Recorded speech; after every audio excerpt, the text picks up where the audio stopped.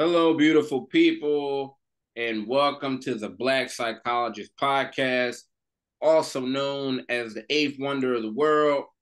We're back like we never left. Thanks for listening to wherever you get your podcasts. Thanks for watching us on YouTube. Rate us, review us, give us 5 stars. Anything less than 5 stars is uncivilized. And make sure you hit that like and subscribe button. I am one half of your humble and gracious host, Dr. Kyle Osborne. He is I, and I am him. And of course, you all know I'm not flying this aircraft by myself. I'm joined by East Coast finest, my colleague, my brother, Dr. Jason Coleman. What's going on, good brother? What's going on, bro? It's been a minute, but the weather's breaking out here. We feeling good. We got some good weather. We in the 80s. So what's going on out there? Nothing, man. Like you said, the weather's beautiful. It's getting warm out there. It also, before I forget, May is Mental Health Awareness Month, so absolutely want to make sure we acknowledge that. I mean, every day is Mental Health Awareness Day. However, of course, it's nationally observed, so we want to make sure that you are checking up on your loved one, right? We want to make sure that you are not only checking in on your loved ones, but checking in on yourself, making sure you're participating in self-care. But yeah, check up on your friends and your loved ones. Just go beyond hey, how you doing? And we kind of give those stock answers. Ask how people are really doing. Even though it's nice outside, people are still experiencing a lot of different things in their life. So it's absolutely important that we continue to recognize the mental health aspect of our lives and psychological and mental health well-being. And we're going to continue throughout the month to make sure we acknowledge that, whether it be here on our broadcast or on social media, just continuing to spread the information. So I wanted to make sure I put that out there before my old man brain, caught up to us. I agree. I can't really add much to that. I mean, listen, in the spirit of Mental Health Awareness Month, but in general, we kind of look around at a lot of the things that are going on, chaos wise and otherwise. You never know how something is affecting a person. That could be close to you, whether they're working with you, whether you're in a relationship with them in the family. There's a lot going on, and sometimes we kind of take for granted how things impact other people. So I think that's a good point you made. Absolutely. Other than that, man, watching a lot of playoff basketball. That's been the main point of self-care. It's things are getting very interesting between Philly and the Knicks. You know, so Oh, listen, man, it's getting tense. yeah, We're gonna see how that goes tonight, man. But the Knicks is tough, bro. yeah, They got a tough team. Like Philly, listen, man, I respect Philly. I respect the fans. Joel Embiid is that guy, but I don't know, man. We might not be having this conversation if Julius Randle was out there. You yeah. know, No, you're right. I agree with that. But listen, so it's Brunson and Maxey, man. Brunson is that dude. Brunson is definitely the truth. definitely. I think this might be the new kind of young rivalry that's going to be going forward. These teams definitely need to hold on to both of these players. They're both young, but these dudes, man, especially Brunson. I mean, Maxey's my guy, but Brunson, he's a problem. Monster. He's a Yeah, problem. yeah, man. So that's gonna definitely be a good one. Must see TV tonight. Absolutely, absolutely. All right, so let's get this thing started, Jay. Coming up is Mother's Day. All right, big holiday. Um, Typically Mother's Day is a very joyous occasion, celebration, brunches, lunches, flowers, all different types of celebrations and engagements and activities for a lot of people to celebrate the women that have brought us into the world and have played such a crucial role in our upbringing. And like I said, it's typically a very happy and joyous occasion. However, for a certain population of people or a certain group of people, Mother's Day can be very difficult. If you recently lost your mother, or even if you lost your mother, 10, 15, 20 years ago, Mother's Day can be pretty difficult, right? It can activate a lot of different grief and a lot of different intense emotions, coming to mind is I know a couple friends of mine actually lost their mother within the past 5 6 months. Right. So yeah, so it may be a different experience for those individuals. So we thought it was only correct and only appropriate for us to provide some tips and recommendations for individuals that may be having a Mother's Day holiday. However, their mother won't be present due to they passed away. So we just want to make sure we're always addressing and always being on the lookout and giving information for individuals that might be experiencing that on this upcoming Mother's Day. So we got a few tips and recommendations. So we'll start things off. The first one is appreciate the good things in life that would make your mom happy and fix those things that wouldn't.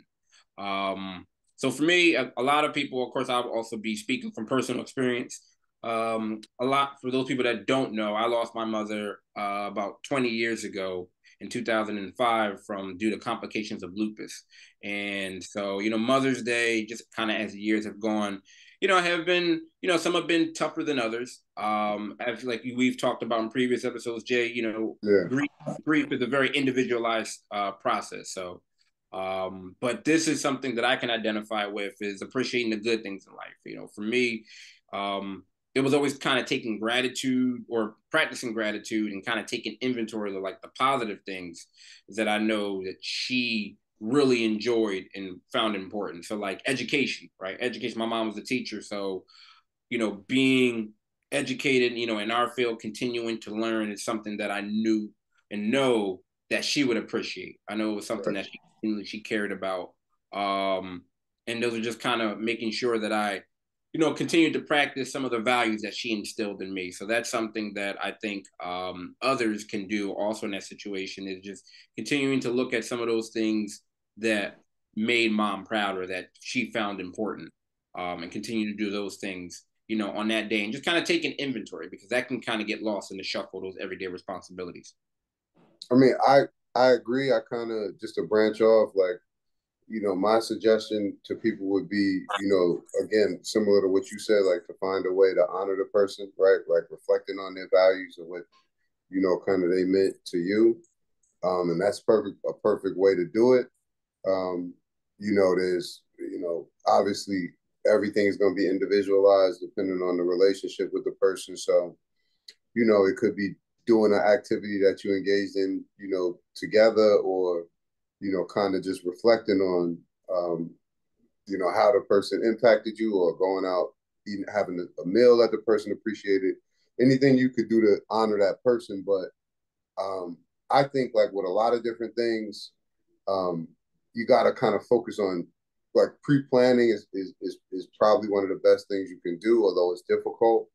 And you want to look at kind of two different ways, right? You want to look at like preparation and then intervention, like two different ways you can help yourself. So the preparation piece might be like pre-planning something you're going to do to remember the person, honor the person.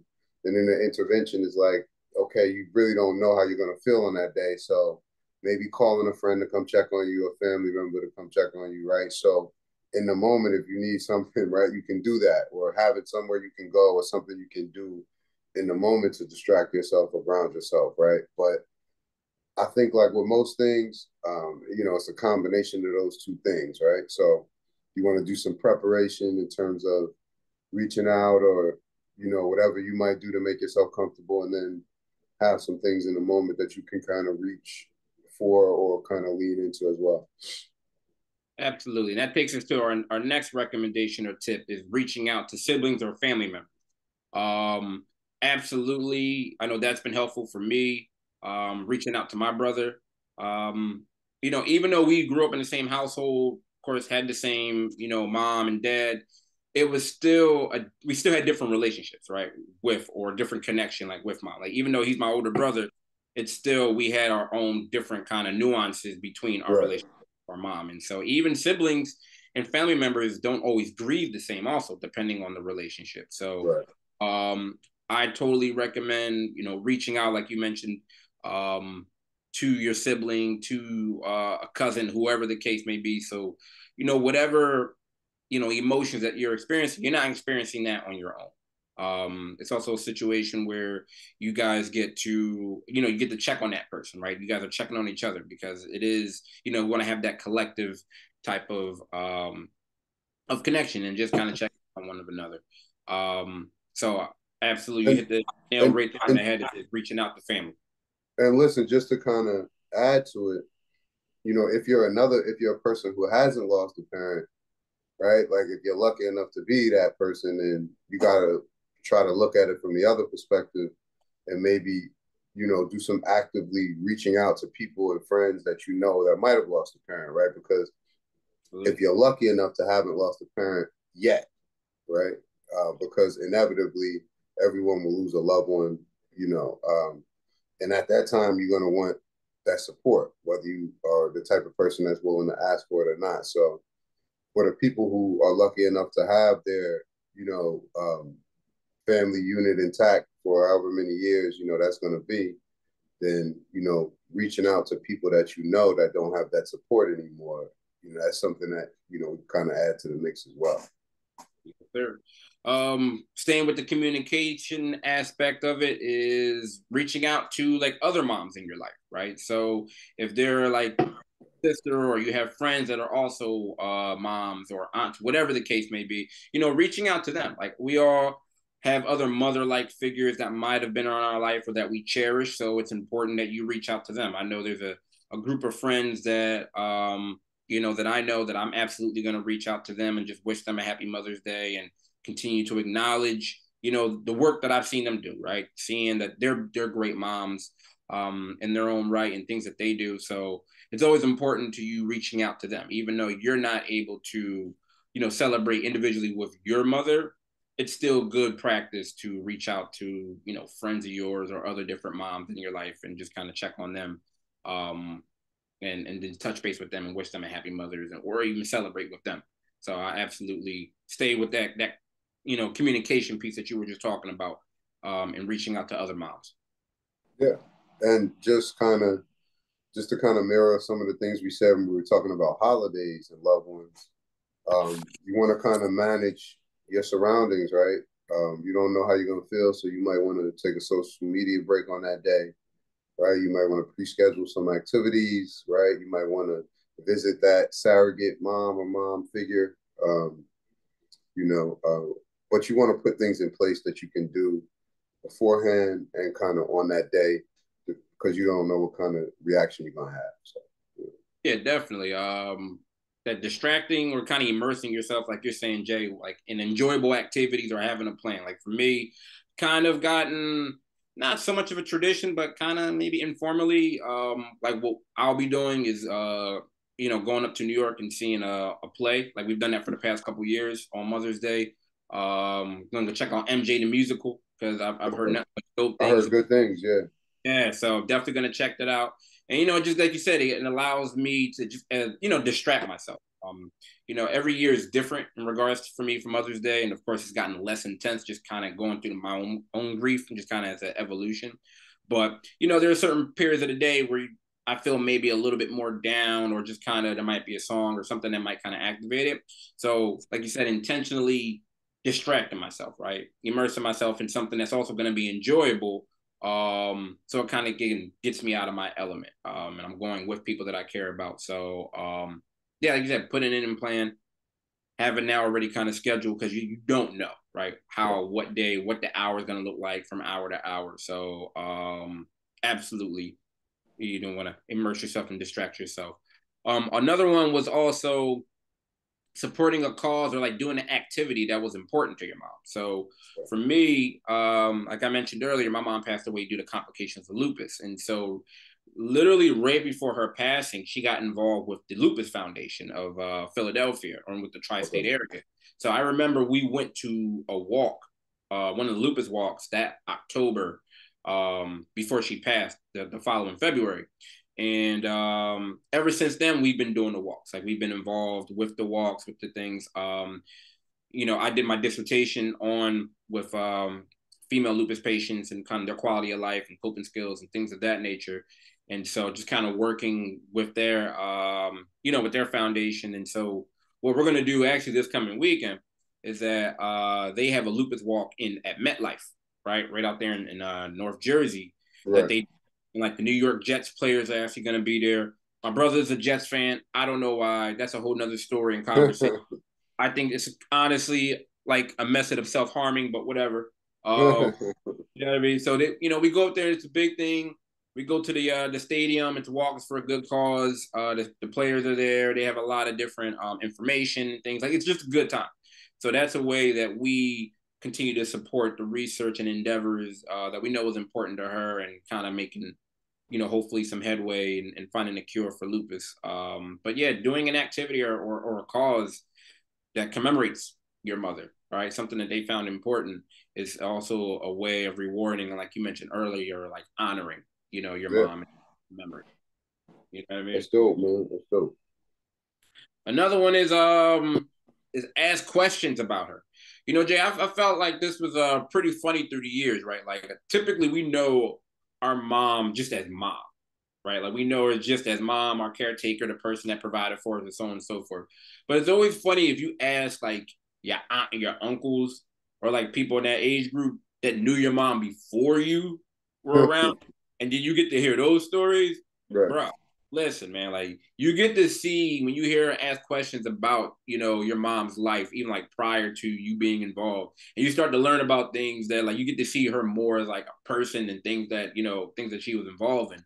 And like I remember just hearing stories like from my aunt and uncle telling me about like how when she was younger, kids that were getting bullied, or that she would go up there and she was handling stuff. She was like a bully vigilante, even though she was the Yeah. young. So, but it's cool, like just to get hear some more of those stories about your mom, right? Maybe stories that you didn't know, and you kind of get to learn more about what made her her, right? For things that you know now. So I totally recommend, people go out there and ask stories. If there are people around like your mother's age who knew her when she was growing up, I totally recommend dig up the dirt.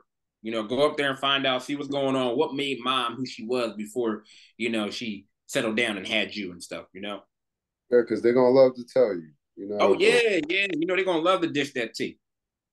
Yeah. 100%. And the last one is, share stories and memories of your mom. Mother's Day, like you mentioned, it can be a pretty intense day because even though it's only one day out the year, it's an intense day because it's all around you, right? Like you have so many different things that are reminding you, that are activating these different intense thoughts and feelings. It's on commercials, like you said, on social media. Everybody's posting about the brunches and all these other different things that they're going to. And it can be really intense. And so it's important that, what, you find a way that to, even share some of those memories with people, right? Like, so for me, one of the things that I struggled with when she passed was that, baby girl was only 2 years old, right? So for me, I was like, it was kind of frustrating because I feared that she didn't have any memories, or she was going to be too young to have memories of her grandmother. Right. So, it was something that, just kind of do my grieving process and healing process, and kind of sharing stories with baby girl of her grandma, right? Because they have a lot of similar characteristics. And so it always felt good just to kind of share those stories and things about her and passing it on down to baby girl. And so it was very, very, helpful and beneficial for me to do that. And so, what other better day than do that on Mother's Day? So if Right. you have the grandkids, or you got the kids that maybe weren't around for mom, share those stories, right? You break out the pictures maybe, or you show some of those stories and those memories with the individuals that maybe didn't get a chance to interact with her or have as many memories. So that was always helpful for me, and I totally recommend people do that because it's very, very therapeutic, I think. No, I totally agree, man. Like listen, that's firsthand advice. That's good advice. So just appreciate you sharing that. That could definitely help people directly. Absolutely. So yeah, that's our survival kit for getting through Mother's Day if your mother has passed on. And again, all of these accumulate to you taking care of yourself, right? That's the main thing that we want to offer and encourage that and emphasize for everybody on this particular day, that you continue to take care of yourself and communicate, right? Like, I think that's the reoccurring theme And all of this is continuing to communicate and reach out, friends, family, whomever, while you're going through this process or on this special day. All right. But Jay, switching gears, did you see the Amanda Seales Club Shay Shay? You see any excerpts from that? Yes, I did. I saw a bunch of clips.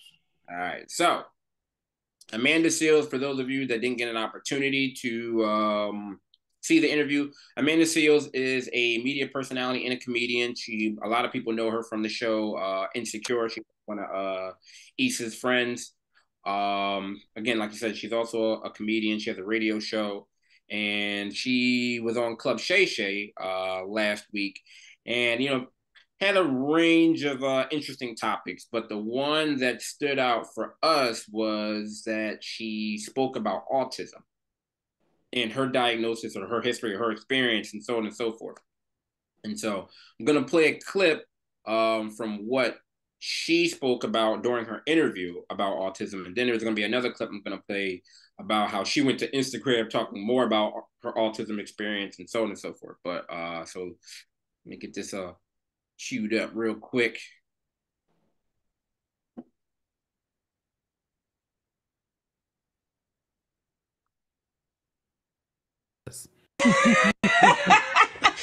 So let me ask you this. How old were you when you got diagnosed, and did you always feel that you was different and you felt something was wrong? Well, what's today? Today is Thursday, the 18th. So 42 and however many days until I was just recently diagnosed. Okay. And this came out of this situation because so many Black women who are autistic said to me, I see you. You need to. And I've always thought, you can look at other interviews. I have mentioned before, like, I think I'm on the spectrum because I'm an 80s baby. This was not really a part of the narrative. Right. And as we started seeing more about autism and you start seeing shows about different characters and I start learning more like from people like Holly Robinson Pete, I'm like, this feels really like me. A lot of you, when we were recapping this, pointed out that she went on Instagram Live and said that she wasn't officially diagnosed, okay? Before we play you that, she posted this on her socials in regards to the interview. She rehashed what the conversation was that we just played for you. Then Shannon says, but have you been clinically diagnosed? She says, yes, there's a clinical diagnosis for autism.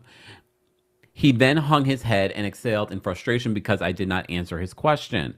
That is called deflection. Why? Because I was not going to be pressured by this man who was interrogating me with absolutely zero love for me into proving something to him that by his line of questioning, he had already committed to undermining.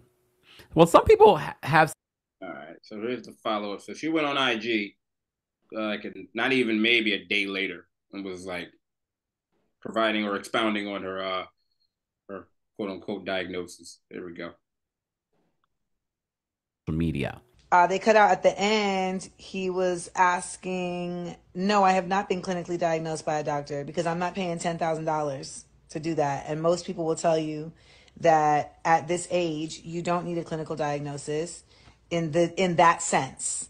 And I think that's the other thing. It's like, we are so conditioned here in this nation to really only consider something in one kind of way. And I will get back to that. First of all right. Here we have it. All right, Jay. Ooh, what's your take on that? I mean, listen, man, she doesn't need me to pile on too much because and this most people, everybody has been reacting. Yeah, we're not. Before we even get started on it, really quick, let me put a little disclaimer out there. We're not. This is not an attempt to defame or degrade Amanda Seales. This is not our thing, but just more of the content again, like we were saying. I'm sorry, were you saying? I mean, I'm saying everybody else already took care of that, so I don't have to really. But obviously, it appears like she's misinformed, right? Because you can start with just the basic facts. Like I don't have to assume anything. You can start with just her statement, where she acknowledges that she diagnosed herself, right? So some things can be true, right? Like she can look at a list of of symptoms, right, and read something and say, and what she really said, her statement, right, it feels really like me. So I can take her at face value and say it probably feels like her, right? There are plenty of people that read diagnoses for depression and they say they diagnose themselves, right? But the training, right, is what gives you the knowledge to see the subtle differences, right? Where you know whether somebody has depressive symptoms or whether they have depression, right? So there are plenty of symptoms, especially with something like autism, right? Because again, social communication disorder, right? So social interaction communication disorder, right? And then think of how many people are like when you start talking about the symptoms. I'm not talking about the ones that you see in movies, like the repetitive behaviors and stuff like that, and even the like behaving, awkward interaction, right? But some of the more common ones, right, that are going to be on that list, you can see somebody reading it and they're going to be like, oh, some of this is me. But if you don't have necessarily the training, you're not going to know how many symptoms you need to have. You're not going to know, the level that it has to impact your life for you to be clinically diagnosed with something. And that's going to make the difference, right? There's plenty of people that walk around and have um, walk around and have perfectionist traits, right? Walk around and have narcissistic traits. That doesn't necessarily mean they have narcissistic personality disorder. No. Right? So, but there's a reason why somebody has to have, a certain number of credentials, right? And experience and most likely be licensed to diagnose you with those things because those are going to be the people that can kind of tell you the subtle differences, right? Again, another example, everybody that has mood swings, people are going to, you can sit on any bus stop in America and somebody going to say, oh, they got bipolar disorder, right? Now, we all know, once you, have training in this, then there are a lot of different, mental health disorders or personality disorders people can have. You can be depressed and have mood swings. You can have borderline personality disorder and have mood swings, right? So, but in order to determine which is what, you got to go to a professional. So this is not a controversial thing. She showed her hand by saying she didn't want to pay $10,000 and calling everybody conditioned, right? So I get it, but as of right now, I would say I would put all my money on saying no. She does not. She's not on the spectrum. Not now. Not right now. And that was the issue for me. Like again, I like Amanda Seales' work. Like I liked her on Insecure. I saw a couple of her stand-ups. She's even on she has a radio show that's here in Philly. A morning show. Oh, she does? Yeah, yeah. I want to say it's syndicated. However, what she's saying is just so irresponsible in the sense of that I don't need to be diagnosed, right? Or I don't need to get clinically diagnosed. I'm not paying $10,000. Like that whole rant or aspect, you see what I mean? Because of who she is, right? Because she has that voice, right? That for you to go off and say, well, yeah, saying like, oh, I have these traits and all these other different characteristics is one thing. And like you, to your point, everything that she mentioned exists in various disorders, right? Well, we know that. However, for her to say, well, I don't need to be, I don't need to get clinically diagnosed or officially diagnosed because I'm not paying 10,000 and whatever other different, That's the part of shame. came up with, because that's again, is that what perpetuates that misinformation that you talked about earlier, right? People will see and get on, well, I don't need to do this because I'm looking at this criteria here that I found online and this is me, right? This is all I have to do. I don't need to, I'm going to walk in and I'm going to tell each and everybody. And then it's just misinformation, right? It just perpetuates more and more misinformation about a serious mental health issue, right? As far as like, and then when she couples it with the black woman card, right? Because yes, absolutely, they are absolutely a marginalized population that are misdiagnosed frequently due to a variety of different issues. Like you and I both know that. But when you say, well, oh, well, I'm not going to do that because of this, right? You're using that card. You're choosing not to even take the steps when you have the resources, right? Like I'm not pocket watching her or anything, but the whole $10,000, which that's also a myth, right? Like there are so many different resources and things that you can do to go through the process of getting properly assessed, and having an evaluation take place. But it's just the whole situation of her just putting that misinformation out, right? Because people are going to latch on to it, right? Right. People are going to latch on and say, oh, well, she doesn't need to be diagnosed. She's saying that you don't need to do that for this, that reason, and the third. So what? I don't need to do I that. You mean, could, listen, man. you know I what I mean? I agree, but I can't put all the weight on her because TikTok, they've been misdiagnosing and diagnosing each other, for a couple of years now. So I mean, listen, uh, I think it's a little bit more ridiculous because she's an adult, right? So I give a little bit more leeway to a 14-year-old that diagnoses himself with ADHD or depression or whatever. Like she's a grown adult, so she should know a little better. But I mean, the fact that she said, everybody everybody who questioned her is conditioned, lets you know like where her level of thinking is. I'm not calling her unintelligent. I'm just saying like that's where her level of thinking is with conspiracy theories and all of that. So, um, that's not the type of person that you can negotiate with facts. Yeah, it's just Because it also seems like the type of person if you were to if a MD was to sit in the room with her and be like, listen, we looked at everything you said, I'm not diagnosing you with autism. She might tell him that he don't know what he's doing. So, yeah, it is what it is.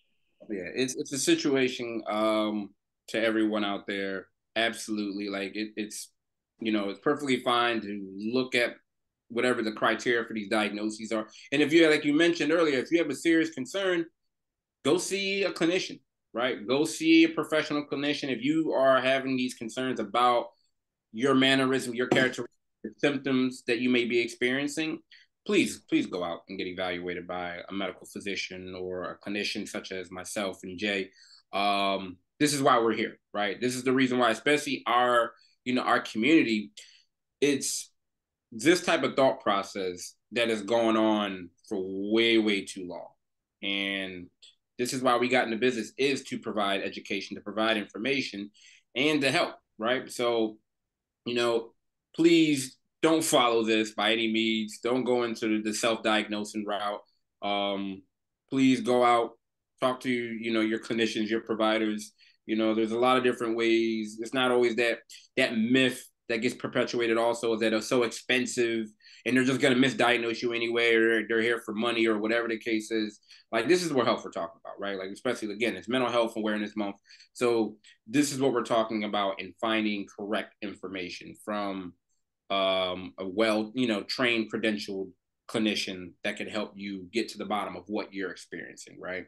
But yeah, I saw this and I was just watching. It was kind of cringeworthy for me, man. It was tough. It's a tough watch, man. But Yeah. she's listen. I don't even know what to make of it, but I mean, again, it makes no sense. Yeah. So, We'll see. We'll see how it ends up. yeah. All right. So let's shift gears to the world of sleeping. Now, we've talked many times in previous episodes about the importance of sleep and the impact that the lack of sleep can have on your life. So now we're going to take some time to highlight some sleep disorders. Now, typically, when you talk about like when the topic of sleep disorders comes up, you tend to hear about like insomnia, you tend to hear about sleepwalking, sleep talking, night terrors, or even like sleep eating has gained like popularity. But what's not talked about is sexsomnia. That's right, sexsomnia, not insomnia. So that's right. Yeah. And it's exactly what it sounds like, y'all. It's participating in sexual acts while still asleep and having no recollection of it taking place. So, just to give some background information, so there are 5 stages of sleep. All right, you have your beta, alpha, theta, delta, and then you have your REM, right, which is rapid eye movement. Sexsomnia takes place during the delta stage, right, making it a non-REM or a parasomnia sleep disorder. So the delta stage is the slowest and deepest stage of sleep. So this is where sleepwalking occurs. So for most people that have ever experienced that or seen people or loved ones sleepwalking, it takes place during the delta stage of sleep. So if you look at it, your cognition is deeply asleep, but and you're not with the program, but your body is fully activated, and this is what leads to the behavior aspect of it. And so it's a little different, kind of contrary to popular belief, that people are acting out their dreams in this situation, right? When you have like these non-REM arousal sleep disorders, right? It occurs when the brain is not in a dream state. So that's something we kind of have to keep, where people have to remember, is that it's not taking place in where the dreams take place, because the dreams take place during REM sleep. And the brain is wired very differently when you're not awake. It's very, very differently. And so, yeah, and it's what they were saying when we were reading the article is that it's very difficult to study this, because unless people like are injuring themselves, they have no idea of their unconscious like sexual activity. So unless their partner tells them about it, they won't know. So there are some people, they were saying, that engage in sexual activity with their partner, and it's not bothersome because it might just be y'all getting it in the middle of the night or whatever the case may be. So it maybe like it comes across kind of consensual for some, but it can cause a lot of issues in relationships. All right. So there are a couple scenarios that people have complained about, right, in regards to relationship. So according to one woman's husband, he said about twice a month, right, his wife would moan sexually and engage in dirty talk. And she would use words that she would never use while she was awake. And then at times, she would fondle him during the night, and then they would engage in sex until she became conscious, right? And then she would accuse him of forcing sex upon her, right? And then like she would be like masturbating while calling other men's names. And so that led to her husband thinking that like she was cheating on him. Right. Another case was a situation with a 38-year-old man who repeatedly tried to have like forced sex with his wife in the middle of the night, but had no memory of his action when he woke up. There was another woman who would tear off her clothing and she would masturbate, but she hadn't, she didn't remember anything even when her partner like woke her up. And then there was another gentleman who, while asleep, he injured his groin to the point because he was always masturbating in his sleep. And so he was so embarrassed about the situation that he avoided relationships for a number of years. All right. So we can see how this could cause an issue in your relationship. But it's not talked about. Man, listen, man, it's a tricky situation. When I was thinking about this, I was trying to think about it from the standpoint of like, what's the biggest impact, right? Because it's one of these things where if both people are aware of it, then it's not going to be an issue, really, right? If both people are aware of it, right? Because you're going to treat it like any other like disorder that a person doesn't really have control over. The problem is getting there, right? Because when it happens, you can't plan for it. The person who engages in the act is going to be ashamed, and the person who observes the act, it's going to be very awkward, right? And a lot of times, I bet, depending on what it is, they're going to struggle with how to even present to the person that it happened, right? Especially if they're just saying things or if they're touching themselves, it's going to be a difficult, situation to manage, right? And then it could affect the people in a bunch of different ways, because you could have a partner who's not involved, right, and think that their partner's not satisfied because of that, right? For the person that's engaging in the act, I can see them engaging in like excessive worry, right? Depressive symptoms of anxiety, avoiding relationships, right? Yeah. Because because you can't, unless you're gonna just like have an intimate moment and then you're going home, every time, which is a solution, but you're gonna have to come up with a reason that you can leave every time. it will be an awkward situation, right? Mm-hmm. But this is very tricky because I think a lot of people, obviously, you're gonna have that fear that the person won't be able to handle the situation and they may leave, or that just your personal business is out there, right? Yeah. Because this isn't something that you're gonna tell somebody that you're just in a casual relationship with. So Yeah. it's a lot going on. Yeah. I don't know if this is coming up on the on the list of things you're talking about on the first date. I Yeah, don't know. man. I mean, I did think it was interesting that not direct, but there was some connection to like sleepwalking, sleep talking, and Mm-hmm. genetic connection. Like I thought that was real interesting. Um, Sleep apnea, there was a connection to sleep apnea too. Yeah, that's what they were saying. It was because they don't know what triggers, right? They don't Right, know what's caused by, but there are some risk factors. So they mentioned that maybe if you sleepwalk or sleep talk as a child, you're at higher risk, right? For it to be take place or manifest into adulthood. Also there's a genetic component where if you have one first degree family member or relative with it, you're more likely to develop one. And the more first or second degree relatives that have it, you're also at a higher risk. And like you mentioned, the obstructive sleep apnea. So yeah, it's difficult, and the type of like miscommunication that it can cause in a relationship, I mean, it can be devastating because a lot of times that misconception is that if you hear someone sleep talking or if you see them acting out, sexual, acts or behavior in their sleep, the person or the partner is automatically, like you said, it kind of goes into like that blame aspect, right? Like you said, like, oh, you're cheating on me, or like you said, I can't satisfy you, or like these other different aspects or elements that you're going to draw a conclusion to. And people don't understand that the brain is wired so differently when you're asleep, right? right, It's a situation where you're not conscious when you're asleep, and you can't really come to any valid conclusion when you're asleep. You can't say like the calling somebody a liar or truth telling because they don't have any recollection of it. Um, and so it's a situation where you can't bother them when they're in that state because that's dangerous in itself, right? It's one of those different things, and it can make for a very awkward conversation and communication. So they did mention some ways to treat it that have been helpful. They mentioned Klonopin, which is a benzodiazepine, an anticonvulsant. So that's used for like epilepsy, restless leg syndrome, panic disorders, and other things of that nature. And they said that's been helpful for some people with it, but not for all. There's also sleep hygiene, right?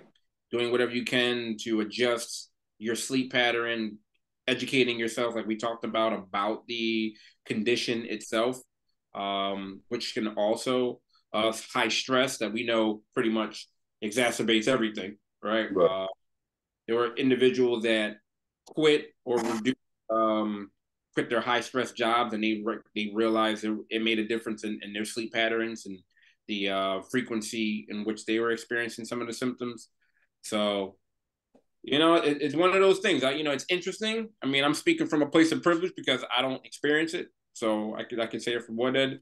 But I mean, listen, yeah, I it's think not. it's just one of these things where um, there's going to be limited information because of the conditions and what like the situations and the conditions that under that it occurs, Yeah, and the fact that it's not something that even if it does occur, it may occur in more individuals, than we think, but people just aren't going to divulge that information, right? So you have a lot of factors that you got to consider in terms of why, it seems to just like not just be coming up now, but it seems to, be like a subject of interest now. Like I wouldn't be surprised if this is one of these things that has always occurred. Because think about it, like you've always heard stories about people getting up, taking walks when they were sleep, getting on the phone, cooking, using the bathroom, taking showers. So, you know, why engaging in this type of behavior? Why is it so off? yeah. Right? If they're doing all of those other behaviors that they would do when they're up, you know, why not? So it's not so surprising. It's the brain is it's a very special organ, man.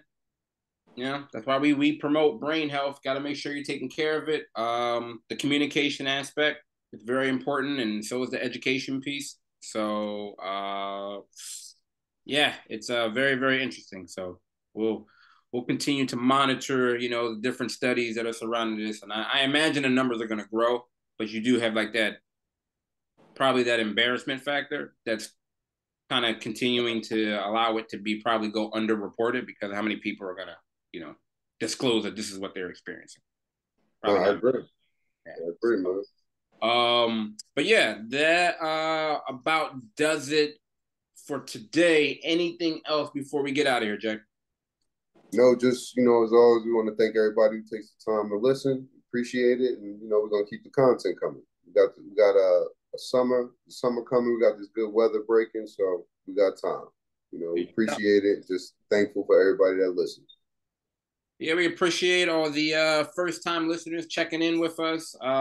Continue to tell a friend to tell a friend to tell a friend. Continue to subscribe, comment.